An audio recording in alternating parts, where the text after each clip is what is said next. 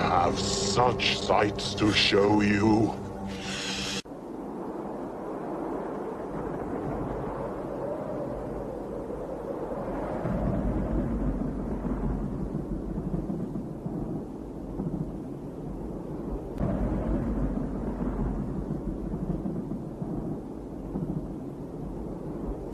Oh, no tears, please.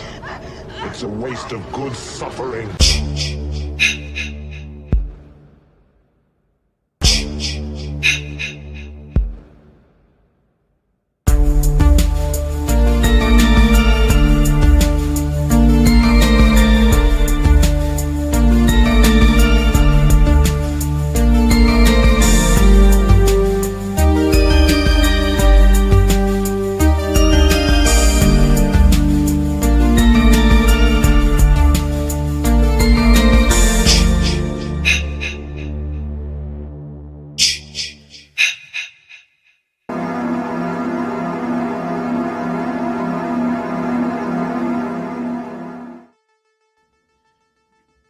Hello and welcome, ladies and gentlemen, to Tuesday Night Terrorvision. I am your host, Pete Daddy Dollar, right here with my co-host extraordinaire, Gasp!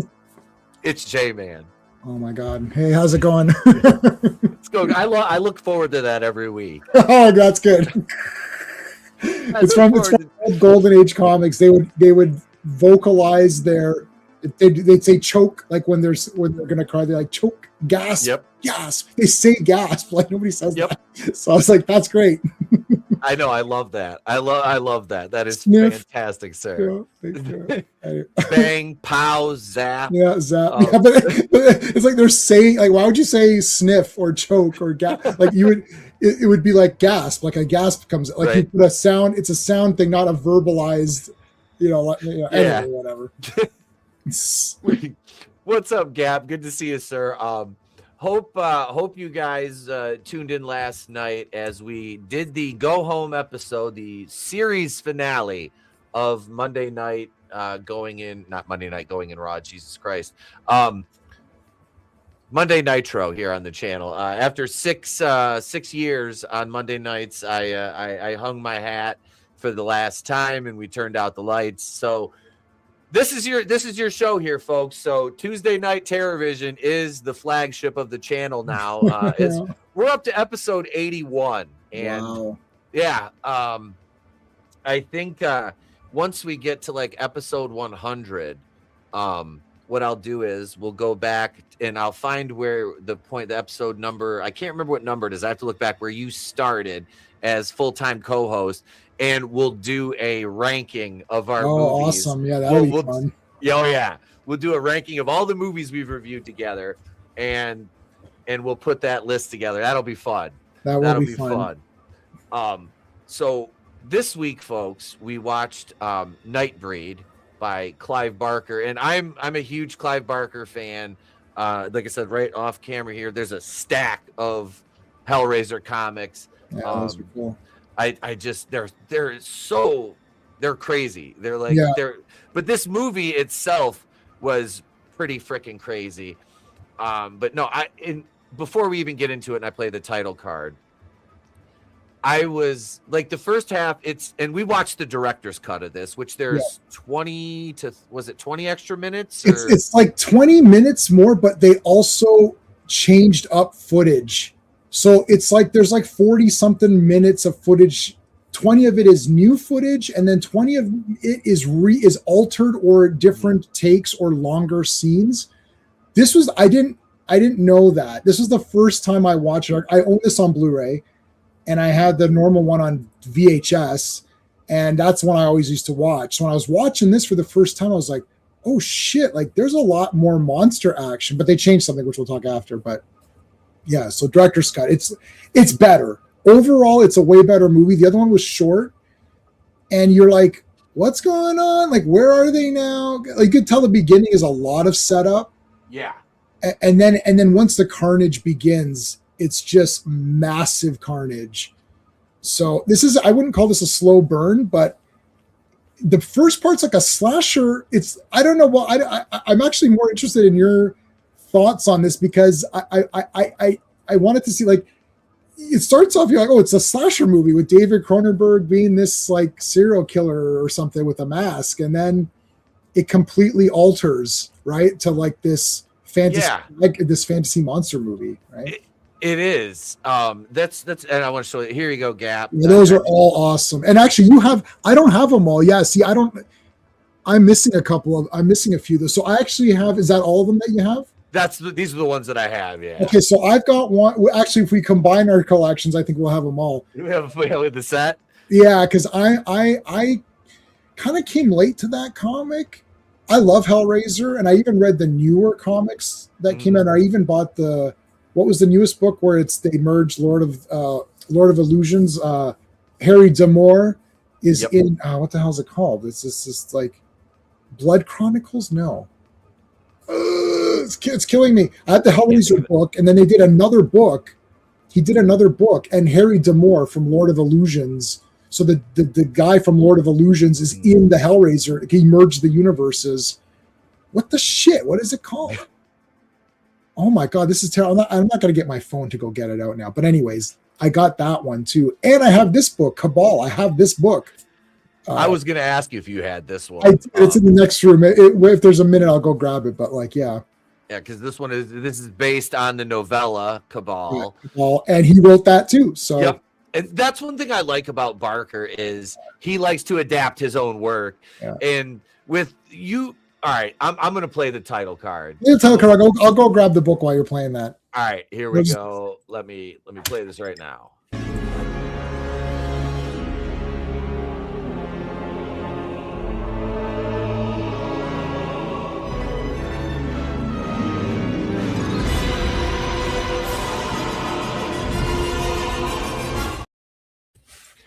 Yeah, there it is right there. Nice. Yeah. Nice.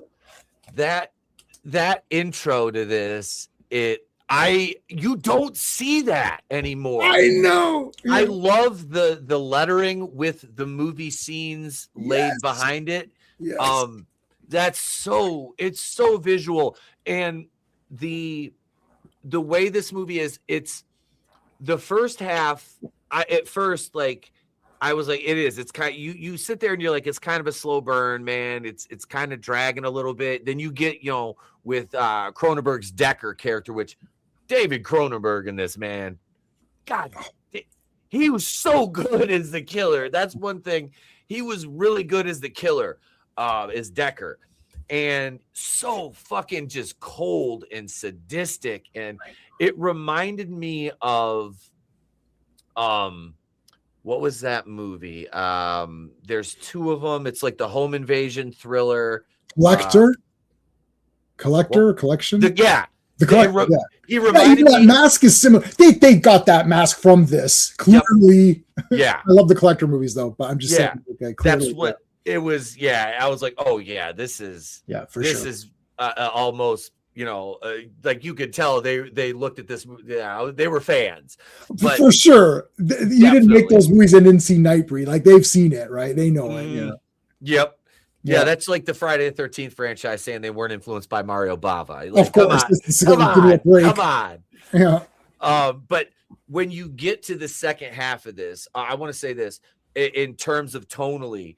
You said there's that shift, and it is very ethereal, very Clive Barker in terms of making the world look lived in, especially when you get beneath the Meridian Cemetery. Yeah. And I was telling Erica made it through about 20 minutes of this, not even, before she was like, okay, I'm good. I'm good. Because she kind of came in the middle of it. She got home from work and I was like 50 minutes in, and I tried to like catch her up to speed. She was just like, this isn't for me. I'm like, fair enough. Yeah. Fair enough. But I said, I was pointing out to her, I'm like, look, because you get all the little monster effects. Like you see, and a lot of them you only see once. And I'm like, look at I was like, just the set.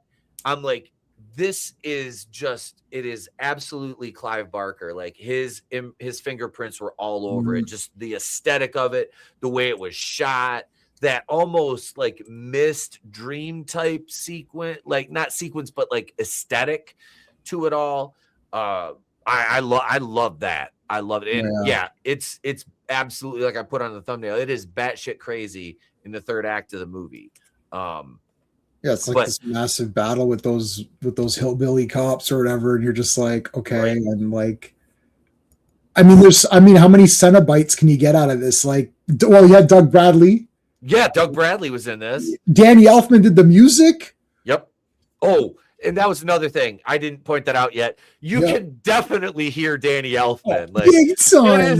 It is like you hear it now. Like there's certain like composers like John Williams or like Bear McCreary, Hans Zimmer. You hear a score and you're like, okay, I John Carpenter, obviously. Speaking of which, Trey and I played a duet on the on our keyboard. We had it set to the organ, and we're playing the Halloween theme together. Oh, awesome! That's awesome. But no, I love. I bought him a sheet music of John Carpenter's best. Oh, that's cool. Yep, and for his recital this spring, he's going to see if he can play the Halloween theme. Oh wow, that would be. I'm assuming that'll be recorded. That's awesome. I want to have him do it live on the air once he gets it awesome. down. And then the Assault on Precinct 13 theme is in there too. I'm like, I was like, buddy, you gotta learn that one. You gotta learn. I was like, you gotta learn it so you can play it on the air. But personally, for me, just because I love Assault on Precinct 13 so much, it's like I watched that movie like before. We never talked. Yeah. I watched it. I think I watched it twice. I was like, "It's so damn good." It was so good, dude. When that kid got nailed, I was like, like she went to get her ice cream, then she just gets up. Woo! It's so cold, and it actually is a whole. That out of all of John Carpenter's movies, that's the scariest one. Mm-hmm. The idea that if all of the race gangs actually did team up, like that would be the end of that town. Like that city is destroyed. Like randomness, and they're going to shoot that old woman with the bastard. Like they don't care, right? Oh man, that's a great urban horror movie or whatever. Yeah, I think what is that? It's like classified as a siege kind of film. But it is. Yeah, it is. Yeah. But no, that movie was excellent. And like I said, I watched, and I don't really remember much of it, but I watched the remake first, like years and years ago when it came out. And I didn't like it. And I'm like, I knew it was a remake. Yeah. But I just watched the, this one, the 1974 one, about 70-something, whatever. Probably about 3 weeks ago, I watched it one night. Right. And I'm like, man, it was so fucking good. It was so good. And then I just watched it again like a day or two later. I'm like, damn. I'm like, yep, I like this a lot. Yeah, and that's a slow burn, but it matters because they set up the location, the characters, everything gets set up perfectly. And so it's like a geographical map. You're like, oh, I know where that entrance is. That's where they are here, and all. Like, it's really neat, and why this character's here, and why they're doing that. And still, I left some mystery, like the criminals, like Napoleon. What did he do? What did he do to go on death row? Why did he kill those men? All that kind of great stuff. Why was he named Napoleon, which I thought was really neat. But this movie, too, setting up, this is a weird one because it starts off with Cronenberg already being an established serial killer. So that's like, it's not the origin of the serial killer. No. So I remember when I first saw this, I thought, what the hell is this about? I thought this was monsters. I'm sitting there, I'm like, I thought this was about monsters. It's like, but I'm like, okay, I like this killer. The mask looks good. It's pretty good gore. Like, if this had just been a slasher movie and continued on, it still would have been cool. Yeah. And if they didn't have the slasher parts and just the monster parts, it would be cool. But you got both together. So you're like, you got this weird, slower slasher movie in the beginning, and then it transforms into this bonkers, crazy fantasy monster movie. You're like, how did they merge these so perfectly? How did this happen? Like, it kind of happens without you thinking about it. You're like, oh, this is a monster movie now. What the hell? Yeah. When did this flip? Like, I'm watching it now. I started early because it's 2 hours, so we're not gonna go 2 hours. So I was as soon as Boone gets to Midian or whatever it is, and then that guy comes in. It's like from that point on, it's like a whole different thing now. And then he gets shot. Cronenberg's like, he's got a gun. Yeah. Dude, fucking some of the characters in this like were. It was this was the only thing like the comedic shit was kind of like, and I say shit and I don't. It's not that I didn't like it. Yeah. But it was so non-Barker. Like that was because Hellraiser there is like nothing. None. There is no humor in that fucking movie. Well, unless you have a dark sense of humor, some of the shit you might find funny, like I did. Some of the what's her name? Julia, the way she lured the guys up the attic and hammer to the head. I'm just like, like some of the shit was funny to me in that respect, but like it wasn't intentionally comedic like this was. Right. But it worked in terms of the story and like the world that they build that this exists in. It's like, like the Nightbreed characters being unintentionally funny, and with some of them were meant to be funny, but like the guy with the two arms that come out with the eye. Yeah, he's all goofy, sucker. Right? Yeah, like those, like him. Yeah, he's supposed to be funny.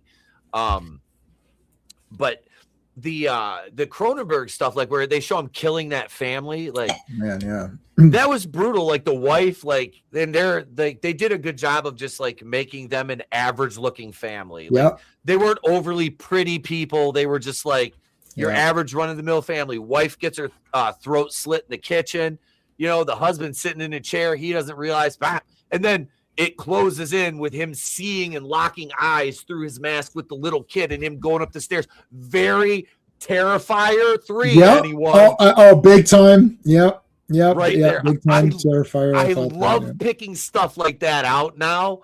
Is like, holy shit, dude, this is so where fucking Damien Leone got that scene with art for Terrifier 3. Like, but Damien went a little more in depth with it. Right. So I know a Nightbreed would have been like, canceled super bad. I mean, there was already the video nasties and those video nasties aren't even anything compared to like one Terrifier 2 scene. So no, and dude, it's such a good thing to bring up too, because we always talk about Friday the 13th and how the MPAA butchered the Paramount 8, butchered them, except for part 8. They really didn't edit much out of part 8, I don't think.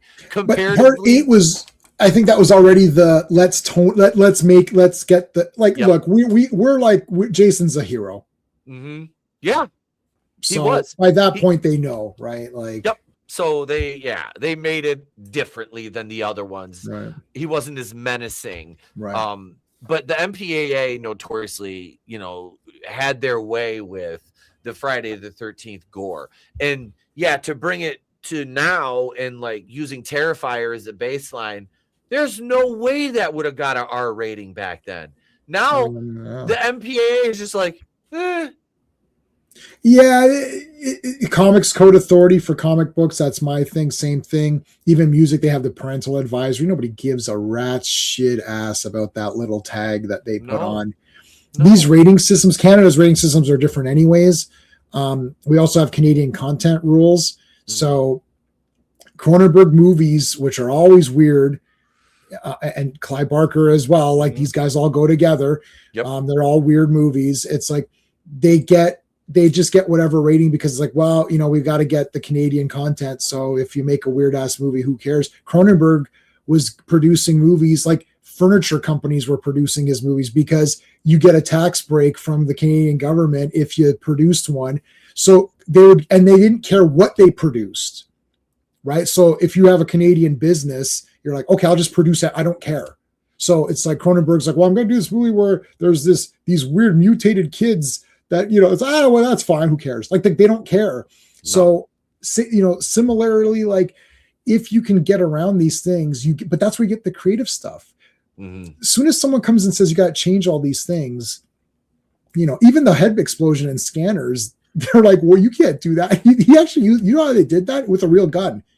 Oh, really? Yeah. They filled up the head and he had a shotgun and shotgunned it.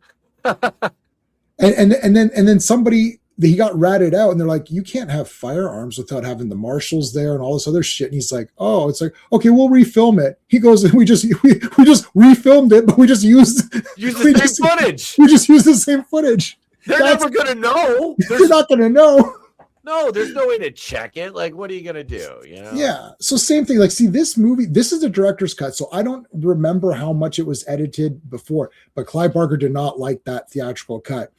They cut out all the gore. You could see this movie once they descend into Midian and they go further down, you see all the Clive Barkerisms.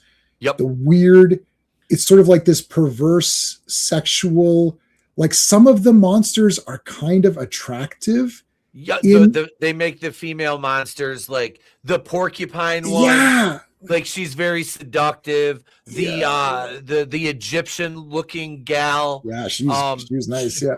Yeah. Oh yeah, she had really nice tits. Yeah. I mean, but that's Clive Barker though. Yeah. Like, he's very he got the Hellraiser shit from, he's gay. The leather bars he said in London. That was a lot of the influence for the Cenobites. So the fetish. Yep. The BDSM type stuff. That is what influences his visuals and even his storytelling, obviously, for sure. In terms of the Cenobites and the pain is pleasure stuff. I mean, that's textbook BDSM. Yeah. And I know you have to be, keep it tame for YouTube, but in no certain terms, that's how he writes, that's how he directs, and that's how his creativity works. And it translates well in his films. The first two Hellraisers are absolute masterpieces. 10 out of 10, easy. They're masterpieces. Everything. And part one is slightly underrated if you can underrate it, because everyone says part two is a 10 out of 10, and that's very obvious. Part two is the very obvious 10 out of 10. It's like Terminator 2, very obvious. It's 10 out of 10. But the first, don't sleep on the first one, because people go, Hellraiser 1's pretty good, but part 2 is clearly, I was like, Hellraiser 1 has a lot of themes in it. It's very dark, and it is messed up in it's way more messed up than whatever Terrifier movie comes out. All of these other ones, they're just trying to be extreme. Clive Barker really gets into the world of what he's trying to do. This is the problem with some of the later Hellraisers, where it's like, they're just making movies just to make them now. And even the new one, 2022, they lost the fetish. They removed the BDSM. Yeah, BDSM. They removed that. They got rid of the leather, so they looked more creepy and weird. But you lost a little bit of that kind, like Pinhead being so perfectly symmetrical. There's a beauty to it. It's literally, and it's 108 pins. I think it's actually a geometrical pattern. Like it's a grid, and it's perfect. Each is like a 1 inch square around them. There's a beauty to it. It's so precise. There's a mathematical beauty to it, but it's torturing too. And even like the way, this is slit open, and everything is very precise. Whereas, later you can make them look gross. This one is fantasy based. You can see each guy is unique. I like that they said each one is killed for, how do you kill Nightbreed? Well, maybe you can shoot them, somebody's son. Boone is not affected. He's like this hybrid. I like that we're identifying with a guy that's going to become the leader of the Nightbreed, which is, it's forcing the audience to identify as Nightbreed. Yep. Is that neat? That's pretty neat. That's actually clever storytelling. Yeah. This movie kind of, people aren't appreciating this movie that much. And I liked it anyways, but I didn't, I thought it was a cool movie, and I didn't really, it's different when we watch it together, like when we're watching it for this, because then I take notes. And then more like film school Jay comes in. It's like, let me evaluate, because I'm writing this down. And it's like, okay, I'm like, well, there's a lot going on in this movie. Whereas, young Jay was like, this was awesome. It's like, monsters. But there's a lot going on. Even the guy that wants to be a monster. And remember the guy, Everett McGill? I can't remember if that was him, who wanted to be, and then they rejected him. And he was that old guy who was like, Cronenberg tortured him to get the information on the, so he wanted to be one, but then they rejected him. And then that other guy literally peeled his face around. It's like, I want to be one too. It's like, the desire to get into this world, and you get there and you're like, this is kind of weird, but it's kind of seductive. Like when we read the book too, I know a classic comics writer. We talked about it before. I've not read the book. I can't read everything. I own it. I basically bought the book. It's like, I'll get to it. And then I can't read everything. What the hell? But yeah, so like, did you like? So Doug Bradley's in this. What'd you think of him in this one? What was his name? He has a weird name. The names are all weird, man. I have not memorized them all, and I've seen this movie like 20 times. Let's see, Doug Bradley was Dirk Lylesburg. Okay, Lylesburg. Okay, yeah, Lylesburg. Yes, there's so many of the weird names. I like Peliquin. He was cool too. He was Peliquin was the first guy he meets. It's like he's meat or whatever. His voice was the friggin' best, man. Like, I think that was that guy. Peliquin was that deep voice guy. He's Nightbreed now. And you're like, holy shit. It took me a minute to recognize Bradley because like his voice, I was like, it was one of those. And then I look at the credits. I'm like, oh, okay, that's who that was. All right, because I'm like, I waited till the end of the movie to look it up, but yeah, he was the like the leader of them before Boone shows up and kind of stuck in his ways, and it cost them. Which makes sense too, because you got older. It doesn't matter where you live. The older folks don't want change. Yep. And that goes whether you're a monster or if you're a human or whatever, same thing. It's like, no, this is our laws. The laws say this, and this is our thing. It's like, yeah, but Boone represents the new Nightbreed, which is sort of this hybrid version or something, and he's going to lead them. Now it's supposed to continue on. Like, he's supposed to be leading them on, and then, I mean, obviously there's no part 2, so. Yeah, they set up. They set up for a part 2. The fucking Cronenberg kills so many people in this movie. Like, I think he has the highest body count in the whole movie, honestly, because what did they say he killed? Like 6 families. Yeah. And then he kills, like, I don't know, at least the 2 people in the hotel. The family of 3, the hotel people, that guy who he tortured. Yep. Then there's like that woman who's cleaning up her. Yeah. Was that the hotel? That was the hotel. That was the 2 girls. Yeah. So one girl and the guy. The detective. Oh yeah, the detective. I liked that guy. Yeah. Like, he didn't shoot at Boone when he was killed initially. He didn't even fire. Didn't even draw his weapon. And like right in the middle of all this, like prepping to go in and do the assault on the Meridian Cemetery, Cronenberg just fucking cuts his throat like in broad daylight. I'm like, is nobody else seeing that he just? It was like the Will Smith meme. It's like, just slit his fucking throat. And then also he killed that woman at the bar who was helping her out. She was the shit? Yeah, like, she was nice. She was a nice lady.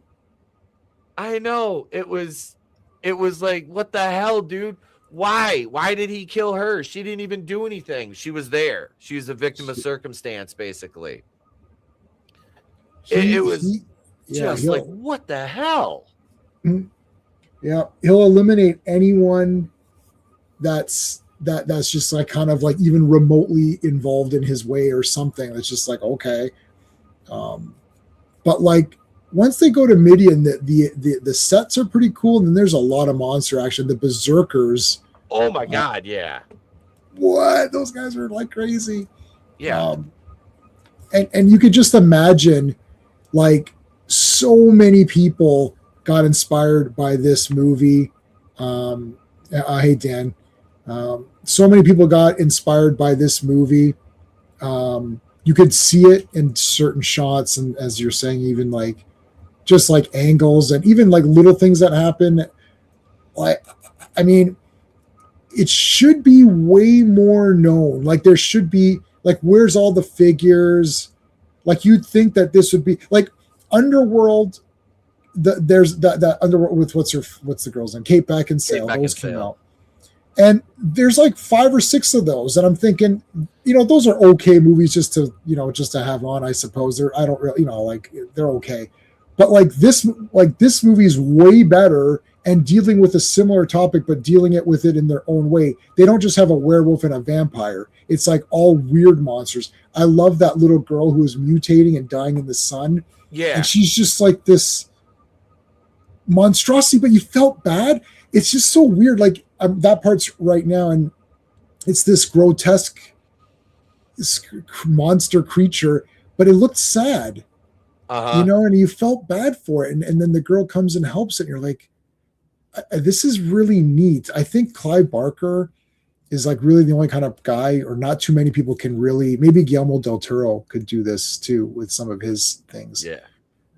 Porcupine Lady. Yeah. That was very cool. The design. She's neat. But yeah, she brings the kid in, and then it turns back to humanoid form or whatever. But not too many directors, filmmakers can get that across. Like, you'd be like, you really have to love. It's like Tim Burton, Guillermo del Toro, a couple of these guys that they really love these kind of these beautiful, grotesque things. Mm-hmm. But Clive Barker takes it to a slightly more extreme. Like my wife is definitely not Hellraiser. She would not. I think she would maybe like some of the ideas of this, but it would be a little bit too much for her. Like, oh, it's too much killing and the gore and all that kind of like loses. She might like check out. Mm-hmm. So I didn't even show it to her. I was like, I'll just watch it on my own. But she thought the idea sounded cool when I was telling her about it. But then I'm like, yeah, but I know how you are. Like, she'll watch and be like, yeah, this is a bit too much. Yeah, the makeup. Who did the makeup? Let me look. I mean, yeah, let's see if you can. I don't think it's not K&B or any of those guys. I don't think. But like, even the girl, like Boone's girlfriend, is a very solid girlfriend. Like she will not stop till she helps him. She's looking for him. She doesn't give up on him. She goes into Midi and she's like, no, I'm not leaving until I see Boone and we figure this shit out. That's pretty good. Yeah, she wasn't an annoying character. She was pretty well written. She didn't make you dislike her. So I give her kudos for that. That's good writing. The main makeup effects artists for Nightbreed were Bob Keane and Jeff Portis, leading their team at Image Animation Studios, with contributions from Mark Coulier, Neil Gorton, Sean Harrison, and Tony Gardner, who created the iconic Midian creatures and other grotesque designs. Right. So, one of my favorite filmmakers, who is definitely not for many people, that would include all my friends, except for me, Alejandro Jodorowsky, who wanted to make the first Dune movie, and I love that. There's a documentary called Jodorowsky's Dune. It's a masterpiece documentary. Anyways, he made a lot of weird movies, and I own them all. He loved this movie. And I was just reading a thing where it's like I was looking on Wikipedia where he was saying like, oh, it's like, what did he call it? It was like a gay, what did he call it? Alejandro Jodorowsky called Nightbreed the first truly gay horror fantasy epic. I was like, I guess that could be it. Maybe. I don't really see this as gay though. I don't see it as gay either, but I think just because Clive Barker is gay, they're like, let's throw that in there. Hellraiser is way more gay than this. Yeah. Very. I love that movie. It's fucking fantastic. But I mean, that's not even undertones, it's overtones. They're there, but it doesn't affect. But see, that's the beauty of something written by somebody who truly understands and is not like overtly preachy about it. It's just like, this is my lifestyle. This is my art. Yeah. I'm going to present it like this.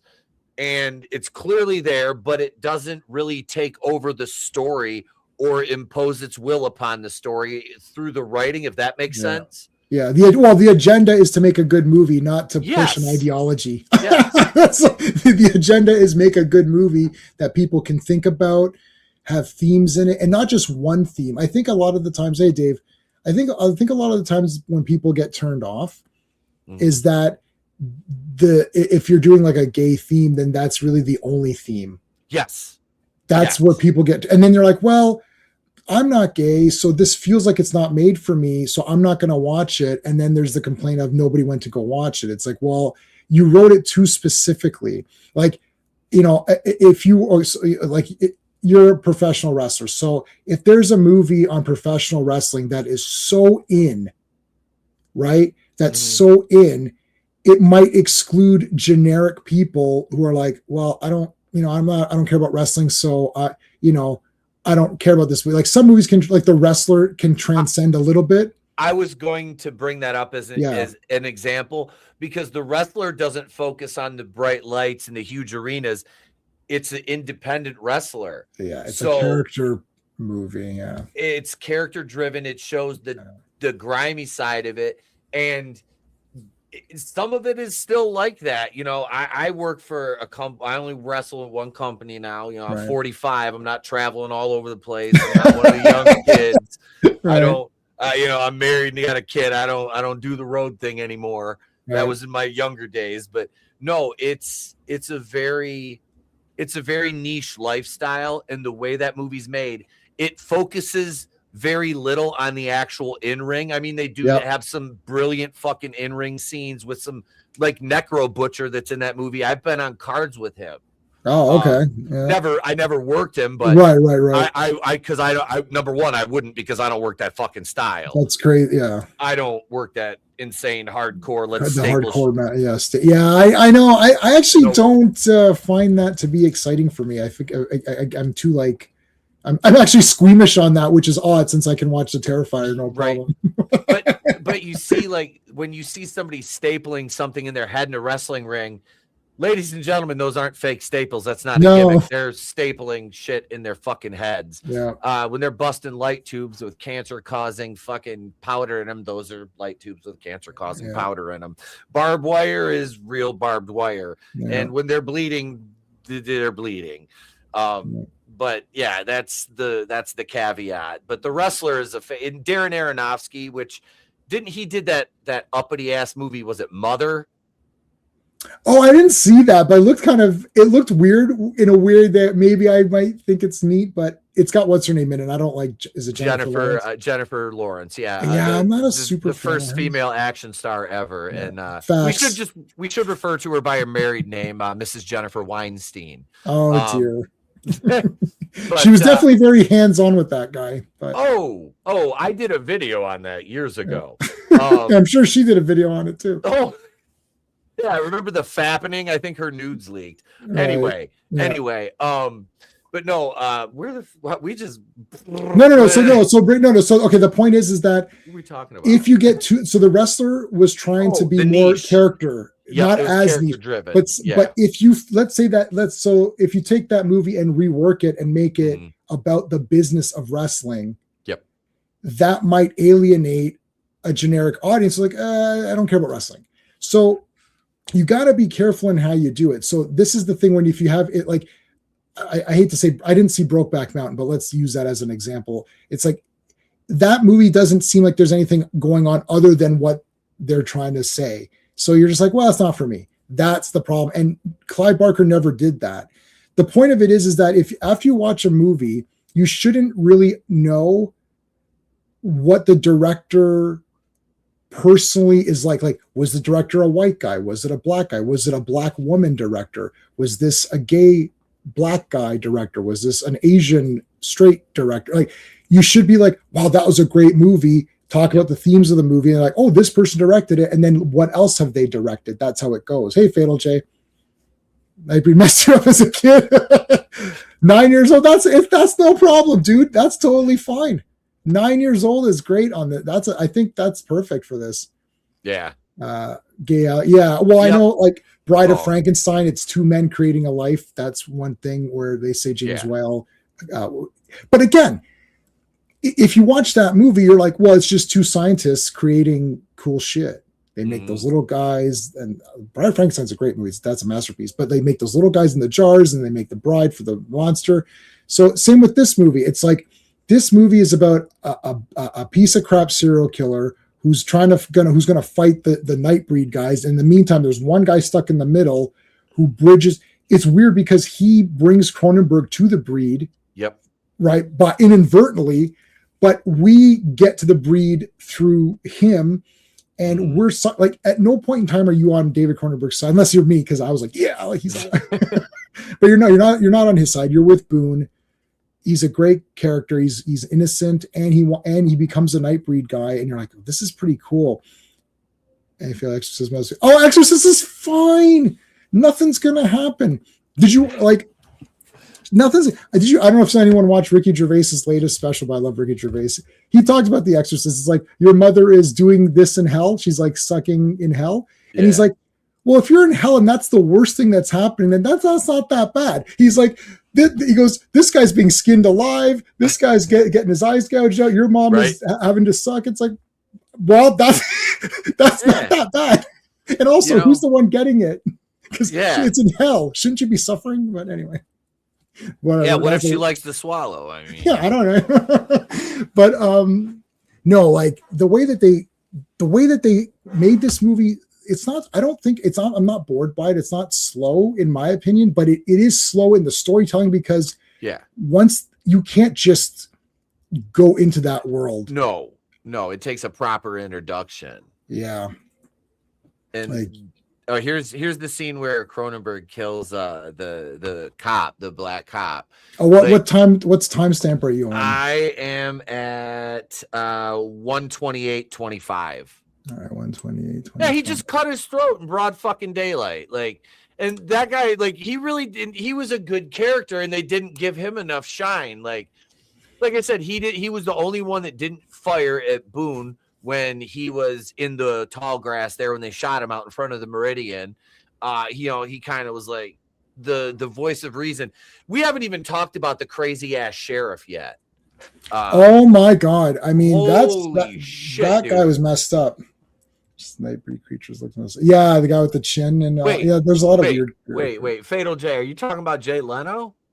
I know. I thought that too. Fucking look like Jay Leno. I didn't think that when I first saw the movie because I didn't really know. I didn't know. Yeah. But when I saw it now, I was like, oh yeah, it's that Jay Leno guy. Yeah. So I said, I was like, oh look, it's Jay Leno. How nice. How nice. He's got a cameo. Yeah, but that sheriff is bonkers. Well, he's clearly a ist or whatever, right? Yeah. Oh yeah. That was the sort of the point about it or whatever. Oh yeah. They definitely put that over with him. That character was just like, he was almost out of place in the movie. Yeah. Like he would have fit in like a comedy, like where he was ironically like, just a gung-ho fucking, ultra fucking right wing kind of like character. Yeah. And it was, and he was that in this, but it wasn't to the fact where it was like, here's your face and here's the movie going like, it was done well. And they showed it. Yeah, there's two endings because the theatrical cut was 102 minutes and the director's cut is 120. Yeah. So yeah, this one has a different ending, and this had an $11 million budget. And it had a box office of 16 million. So should have been way more. Yeah. I think the creature effects alone and the third act of this, the denouement, were definitely worth the price of admission alone. Oh yeah. Now there's way more of it here. Mm-hmm. I haven't seen the regular version in probably 10 years. I had it on VHS. I actually bought the Blu-ray and I thought the Blu-ray came with both versions. It doesn't. It's only the director's cut. The 4K comes with both versions. From my memory, well, this I know for a fact. At the end of the theatrical cut, David Cronenberg is resurrected. Decker is resurrected, and I just was jumping up in joy. I was like, yeah, because like now he's gonna be like this like zombie character or whatever.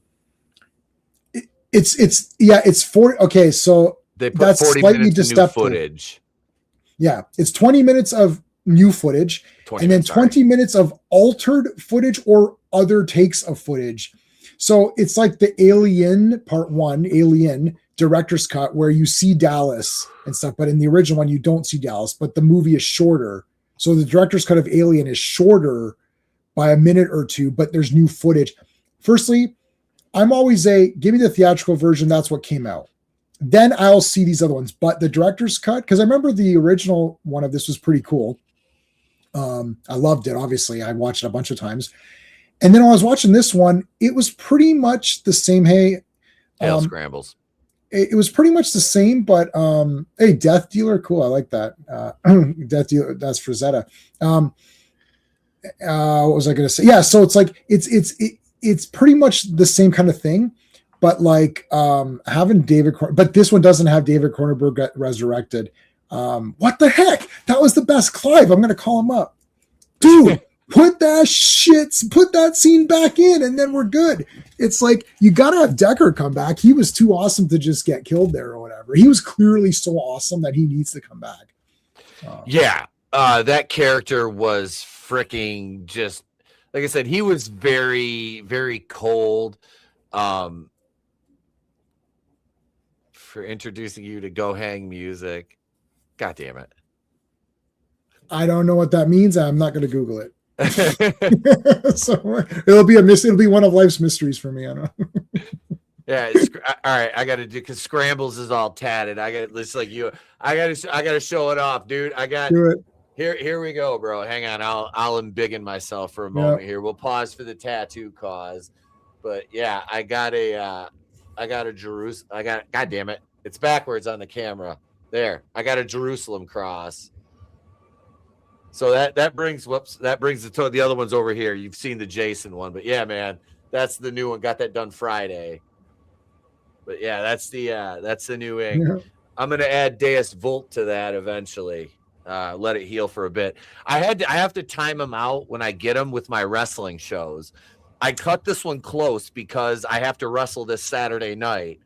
So I'm just telling him go away from my chest or I'll just be a bit sore. No Gunther. No chops or whatever. Oh, if somebody chops me, I'll punch him in the throat. I'm actually considering wrestling in a t-shirt, something I don't like to do because I've worked hard to wrestle with my shirt off. But it's like I will maybe just to protect it because number one, the ring is a fucking germ trap. You definitely don't want. Oh God, no, you definitely don't want. And then also, my buddy had a tattoo like half sleeve. Mm-hmm. It got he fucked it all up or something, and he had to get it he basically got it removed and start over. And it's the grossest thing. You only see those removal videos where it's like you're like, oh, this doesn't look that bad. If you see the process of it, it's absolutely. It looks like Freddy Krueger. Like it's like so gross, and then you have to wait for the skin to fully be back to the normal. And then you can go back into it again. Anywho, don't get a tattoo unless you really want it. Yeah. But the Porcupine Woman is now exposing herself in the movie. And it's kind of weird. Like, you're like, I don't know if I like this or if I don't like it, but you're kind of still watching it. Yeah. Yeah. Like, I love the guy with all the bandolier on. He's the first one that goes walking over there like a fucking idiot. Yeah, come on. Yeah. Like, he was the one dishing out all the weapons and shit. Yeah. Yeah, the one guy gets a spike in the back of the neck and he just keels over because they're poison. Yeah, he got the one spike or whatever, that guy. He got kind of the easy death. This is such a Clive Barker, though it is. It's this right here. I'm like, so much of this shit, like with her, the way she is, like trying to be like the seductive nature of it. I'm like, this is so yep. And like I said, once you get into the underworld, and that's a gnarly scene with him getting all those quills to the face. Then she runs by the other guy, gets him in the back.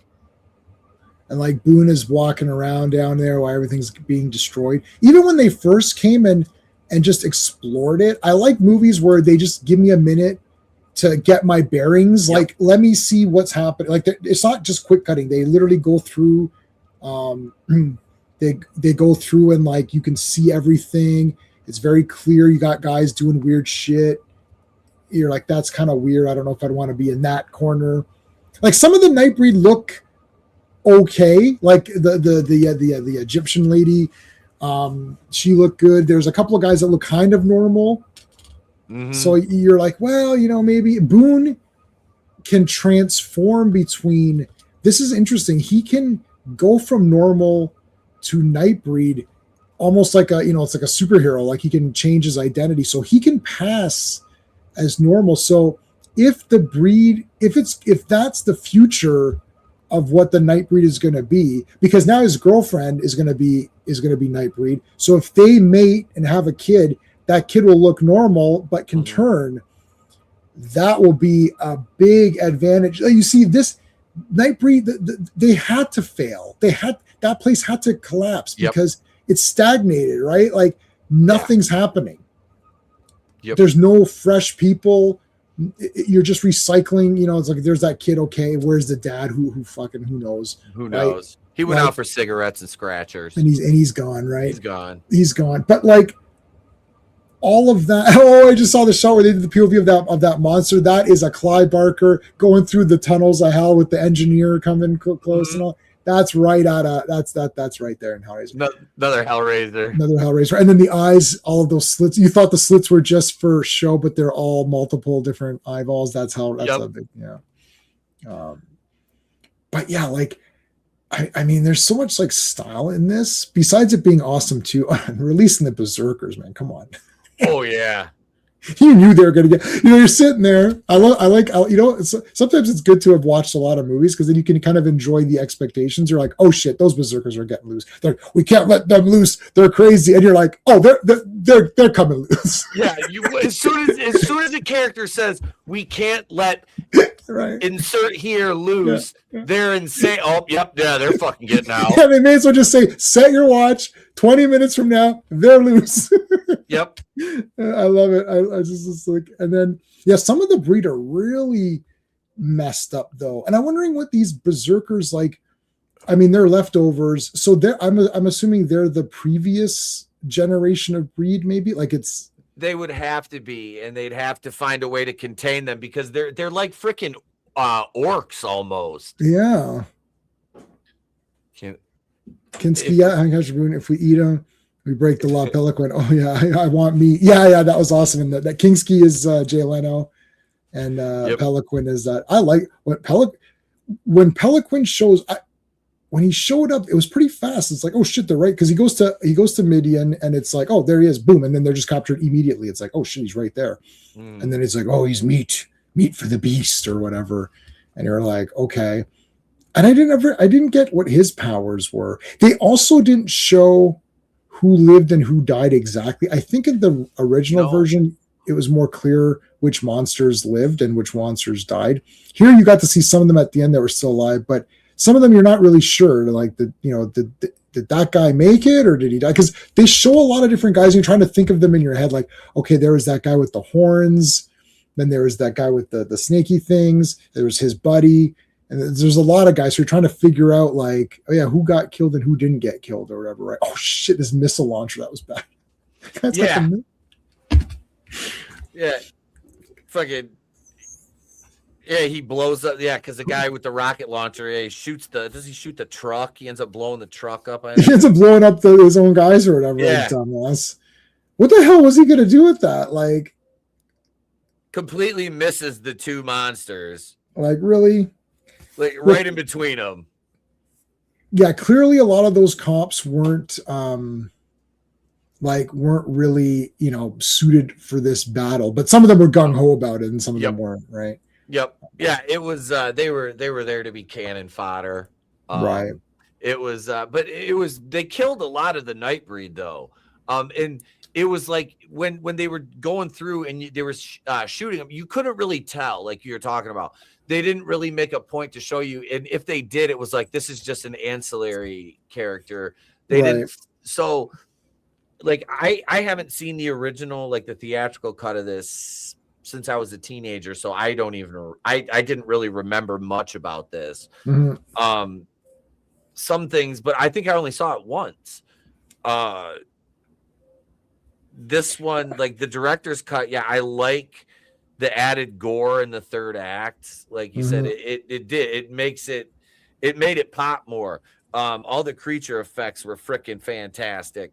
And the ending of it, like the battle between Boone and Decker is a pretty good like boss fight. Yeah, it's Mortal Kombat. It's basically Scorpion versus Johnny Cage. Like I did not think of that till this viewing now. It's like, oh my God, this is like the Johnny Cage realm or the Scorpion realm. And they're fighting on that bridge and everything. I'm like, wow, that's crazy. But like, yeah, see, Boone is now channeling sort of the Nightbreed powers or whatever. But another thing Clive Barker does this a lot is his view on sort of conventional religions. Like the Nightbreed is a religion. Obviously, they have their god that they pray to, so that's a form. Hellraiser has its belief systems, and it's sort of there's Christianity, but there's this. And the hell in Hellraiser is not the hell. It's not the Christian hell. It's this dimension or something, right? This one, you've got the priest who is sort of feels like, oh, he's like some sort of like, just like, he's a drunk or whatever he is. But then he starts to see that, oh, I don't think the breed, he's almost, it felt like he was almost kind of siding with the Nightbreed guys. But then when he saw their god and then their sort of holy water, I don't know what you call whatever it is that's there, like the breed's holy water.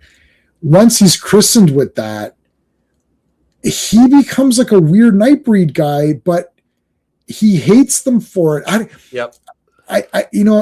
If I was going to ask Clive a question, I would have asked something about that and be like, what were the thoughts of this priest? Because he comes into the movie real late. And I don't know what to make of him. Like I felt like, oh, he's with the Nightbreed. Well, first he's with the cops. Right? He's like, okay, we got to clean these guys up because they're the devil or whatever. They're part of Satan's army or something. But then he's kind of like, well, this is wrong because now they're just arbitrarily killing anybody. And some of them look normal. So he's like, well, I don't know. Then he's like, well, let me go investigate. He goes investigate. So we're watching now. So here he is now. He's going to go investigate and see their god, that big statue thing. Yep. And then he gets christened with that crap. And now he's a Nightbreed guy, but he hates them. Yeah. So, but then he's not really with the cops though either. Because he kills the sheriff. Yeah. I don't know. I feel like that's a part 2 character. Yep. I think you would have had him and Decker back, and they would have both in separate instances been going after the Nightbreed, and they would have been fighting a battle on 2 fronts until the end. And maybe the priest character would get killed off first, and then it would be Decker against Boone again in the end of the second one, which I think would be viable with the Decker character, especially with him getting resurrected. Yeah, he's definitely 100%. I know for sure he's resurrected because I watched that movie. I don't remember the other details of the ending. I did double check. There's the website, what did they change, or whatever it is. So, and then I did confirm that before the stream that Decker does get resurrected in the theatrical cut. There's other differences which I didn't read the whole article. I just wanted to see if he got resurrected because I'm like, did I imagine this? Because maybe I was so excited for Cronenberg to come back that I imagined that he came back. I was like, no, he came back. I think you're right. I think it'd be the priest and Decker somehow trying to form some sort of like union or something to take out these Nightbreed guys. In the meantime, Cabal now, Boone called Cabal, has to find a new home for them or something and build up the family again or fight back, or like, I don't know how crazy this is going to get. Like Phantasm, you end up getting to where the world is like destroyed by part 5 in one timeline. But I mean, I don't know how crazy, like, does Cabal literally say you're either Nightbreed or you're against us? Right? Like is it like Magneto? Is it the Brotherhood of Evil Mutants? Or is it more like X-Men where, we know we're different. We're not looking to kill humans. We want to be left alone. But if you're going to start anything up, you're going down hard, right? Like, you come into Midian or whatever the new place is going to be called. You come there, we're going to rip you to shreds. So just stay away. So now this god was awesome though. I have to say, this is like pretty cool. Again, a lot of the same effects they use in Hellraiser too, which this is what, 3 years after that one? What was Hellraiser 2? Yeah, so Hellraiser 2 is directed by Clive Barker's sort of protege, or what, I can't remember the guy's name now, which is terrible, but what do you want me to do? I'm getting older. Hellraiser 2. That was what? 88. Hellraiser 88. 2 is 88. All right. So 87 was the first one, or 87 was the first one. Oh, they were a year apart. I didn't realize that. Okay, Tony Randall directed the second one. So Clive may have been working on these together or whatever. So my impression is it's more of a Magneto view with Boone leading them. Okay, with Boone taking, but he may take a moderate sense. Okay, yeah, I get you.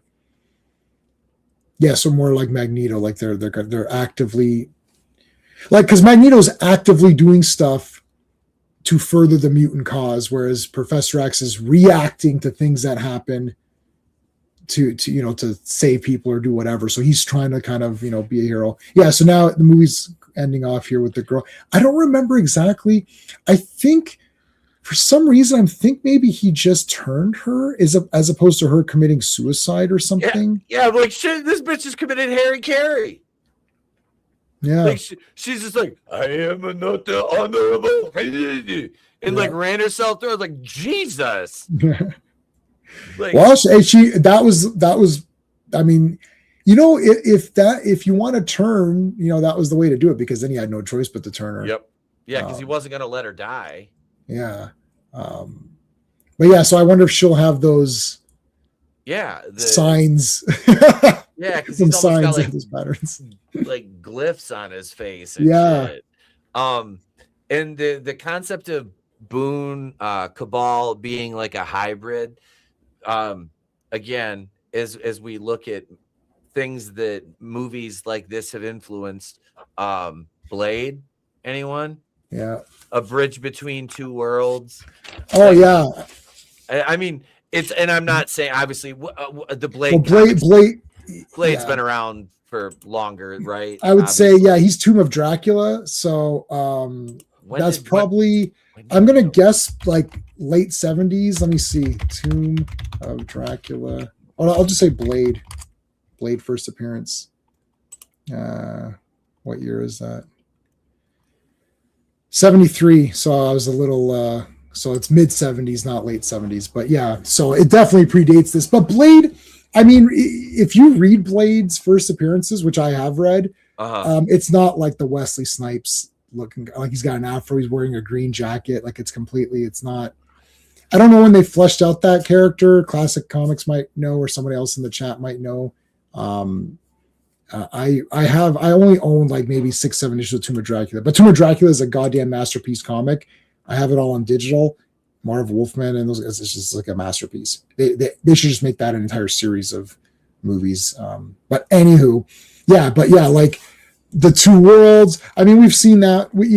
That's been used after this with Underworld. I think, is there not anyone in Underworld that's the two? I haven't seen those movies in forever. I think I've only seen the first two. What is there, like 75 of them? There's like probably like 6 or 7. Well, actually, there's one that doesn't have Kate Beckinsale. It has Rona Mitra. Okay. And that's a prequel. And I thought that one was awesome. I was like, this is better than the other ones.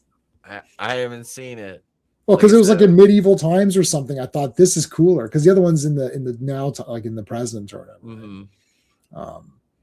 Yeah, I mean, I don't know. I'm surprised. Like this is, so we've done a few of these where like the Burning, Scarecrows. Yep. There's a few of these, like, why isn't there more? It was not happy before the movie. Okay, so the movie used that. He was just the guy who used wooden knives. Okay. There you go. I thought so. That's what I was saying. He's completely different in his first appearances. So that is definitely possible that they took inspiration from some of this stuff. I think that some guys are getting inspiration from stuff that they don't even know what got the inspiration from the first place. It's like third-hand inspiration. Mm-hmm. Like anyone making a horror movie now, let's say with the kid, there's universes with famously merged, Marvel, Hellraiser, Nightbreed. Oh my God, really? Oh, Hellraiser versus Nightbreed? Oh, I think I remember that coming out. I can, if that's out, I'll find it for us. Yeah. I also have a lot of Hellraiser comics, the newer ones where Kirsty becomes Pinhead. Okay. And like, yeah, I was reading all the Hellraiser comics up until like 2018 or whatever, like whenever they stopped. And they did one where, so Elliot Spencer is Pinhead. So he comes out, he trades with Kirsty, he makes a deal with her, and they swap souls. So she becomes Pinhead and she's all white with the pins. And Elliot goes to the real world and is doing all this crazy shit. So, I mean, the comics got really like, I still thought they were neat.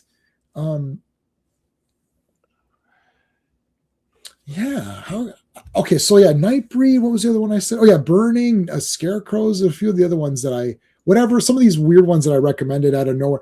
Even Hardware. Where's the sequels on these movies? It's like they all became kind of mini cult classics. Yep. But Nightbreed is so easily a series. Yeah, I'm shocked. Number one, I'm shocked there was never. Well, I mean, they still made a profit. I'm shocked there wasn't a sequel to this. But if you think about it, the cost of doing the effects for a sequel, considering you're going to have them, you're going to have to rebuild another world for them, to occupy some kind of space, and you're going to have these creatures out traveling around, which is going to cost more because then you're going to need to show more. I mean, I'm just kind of thinking of, the thought process that went into. I mean, I wish there was a sequel to this, because after watching the end of it, the ending, you get a happy ending basically. I think, you know what? I think you hit upon something, because you're right. This movie is not okay. The problem with this movie is that the gore and the slasher stuff makes it a horror movie, but horror movies are typically way low budget and don't make a lot, but they make a lot in ratio to their budget. So $16 million for this movie, if it was $1 million, would be like, that was great, like Friday 13th or something, or Saw, right? Saw cost like $1 million and it made $8 million on its first day or whatever, right? Yeah. So, but because this movie is so effects heavy it's not even the same type of creature where they could cheat. Oh, everyone's a vampire, so we give everybody a teeth, and the werewolves only turn to werewolves sometimes.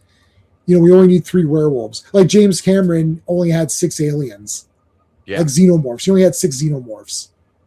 But wait a minute. I swear to God, there was like 100 xenomorphs. I know, because he used a lot of trickery, right? And your mind filled in the gaps and sound effects and just movement. You're like, oh, there's 1 million of them. No, there's literally only 6 of those guys. And there's actually never more than 6 on screen, but your mind makes it more. But this movie, because every character is different, you can't copy them. You can't just have, okay, we'll have 10 Nightbreed guys in the front, and then everyone else in the back will just be a shitty makeup, like Planet of the Apes.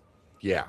If you look really closely, I'm scared to buy those on 4K because I already have the Blu-rays. Hey, how's it going?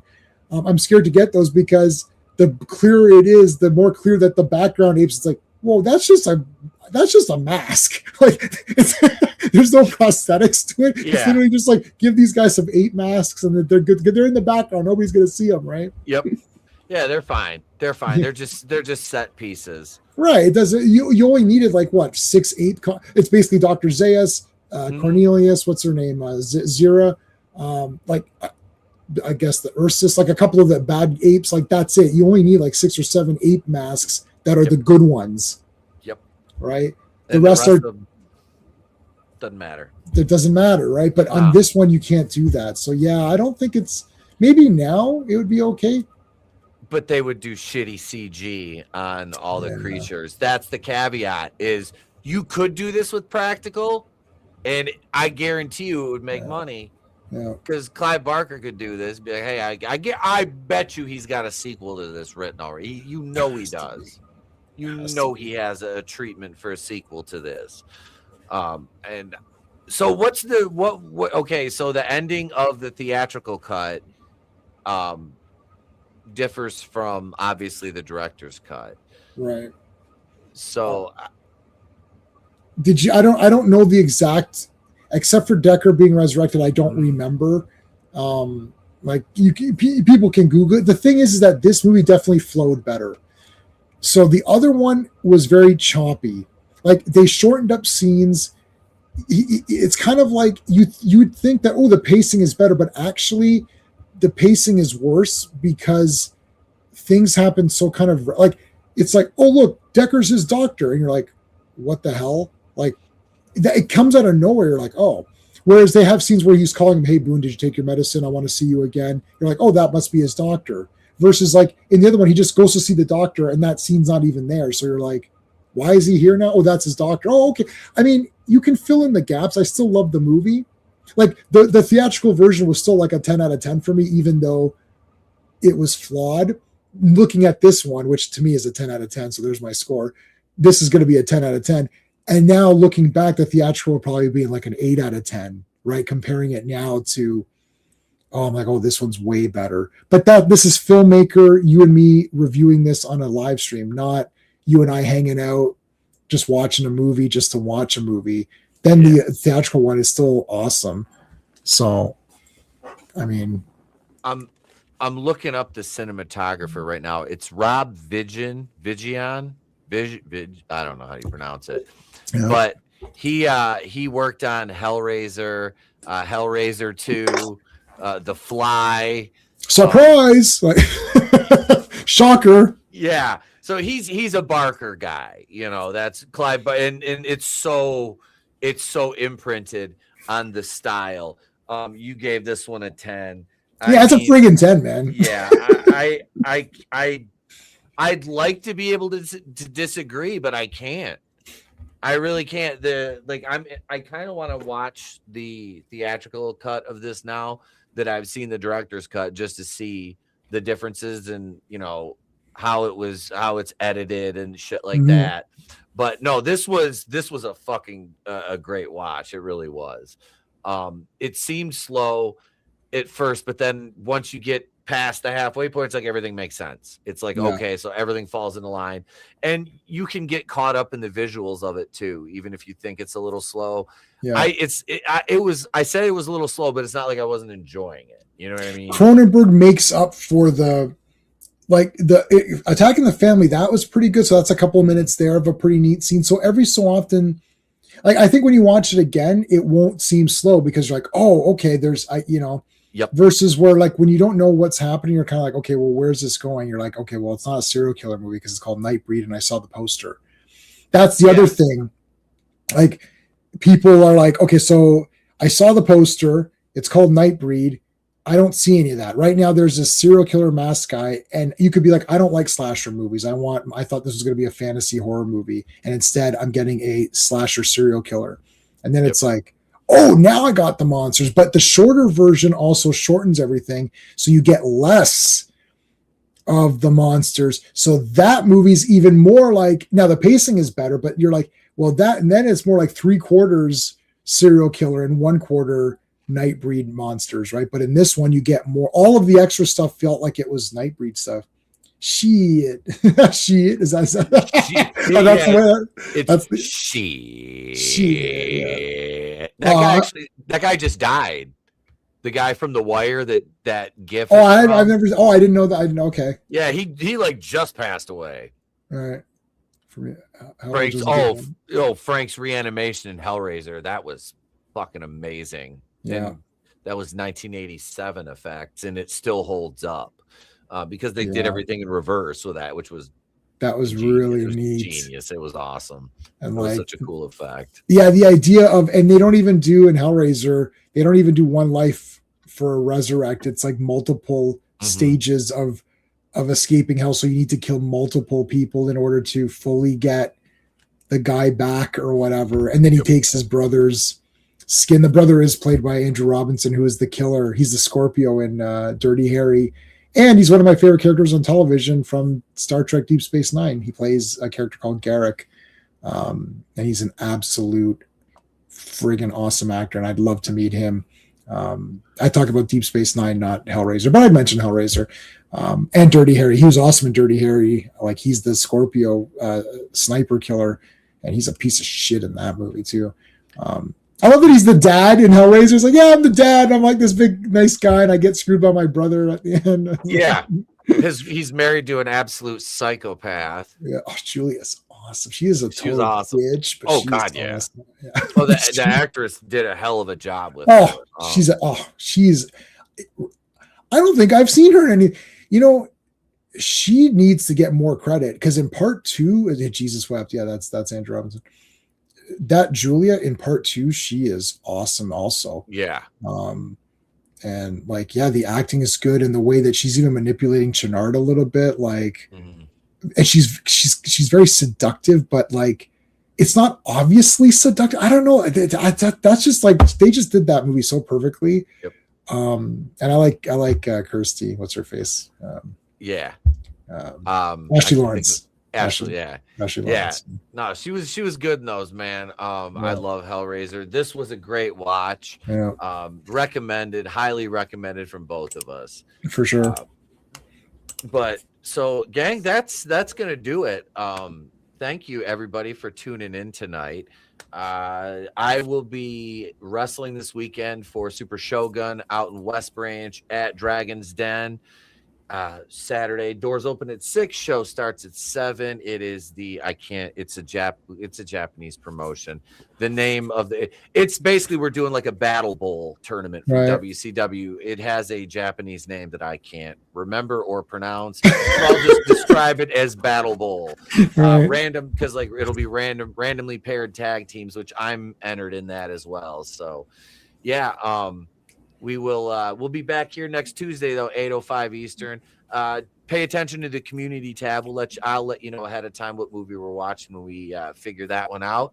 And yeah, that'll do it. Subscribe to Jay. His link is in the description, as it always is.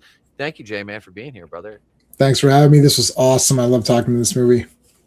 Absolutely, and Happy New Year, man. Oh yes, Happy New Year. Yeah, it's like I don't even think about that. It's like I forgot. Yeah. It's been a minute, but yeah, it seems like it's been longer than it has. It feels like it's been longer, but it hasn't really been actually that long. I think just like a lot happened. So yeah, but thank you everybody for tuning in. Have a great night. I'm Pete for J-Man from Wrestling with Horror. If we don't see you, have a great day. A pleasant tomorrow. We'll catch you on the next one. Remember, it's always better to burn out than fade away. Deuces.